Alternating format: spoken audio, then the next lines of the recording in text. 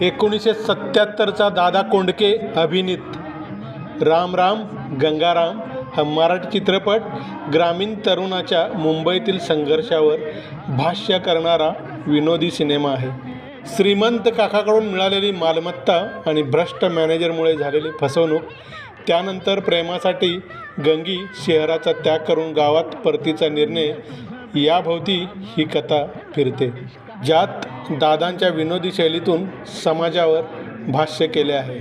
1975ची आणीबाणी आणि महाराष्ट्रातील राजकीय उलथापालथ विनोदी ढंगात पण गंभीर राजकीय परिस्थितीवर भाष्य करणारा राम राम गंगाराम हा चित्रपटाची थीम आणीबाणीच्या काळातील सामान्य माणसाची अवस्था, अर्थातच गंगाराम आणि सत्तेतील लोकांची हुकुमशाही दाखवणारा चित्रपट होता.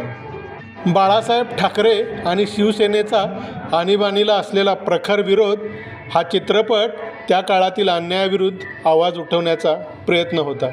गंभीर विषयाला विनोदाची फोडणी देऊन राजकीय भाष्य, हा चित्रपट केवळ मनोरंजन नाही तर इतिहासातील एका काळ्या अध्यायाची आठवण आहे. अशोक सराफ यांनी ममदू खटिक याची भूमिका बोलीभाषेतील हिंदीचा वापर करून चांगलीच रेखाटलेली आहे.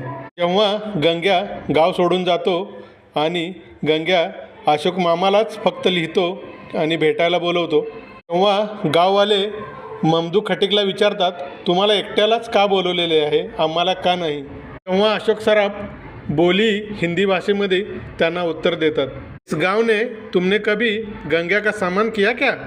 अशोक सराफ गावकऱ्यांना म्हणतात, तुम लोग सुधरोगे नहीं, तुमने संत तुकाराम को त्रास दिया, तुमने संत ज्ञानदेव को छेड़ा, तुमने संत नामदेव को भी हैरान किया, तुमको संत अच्छे नहीं लगता है तो ये गंगा किधर से अच्छे लगेगा.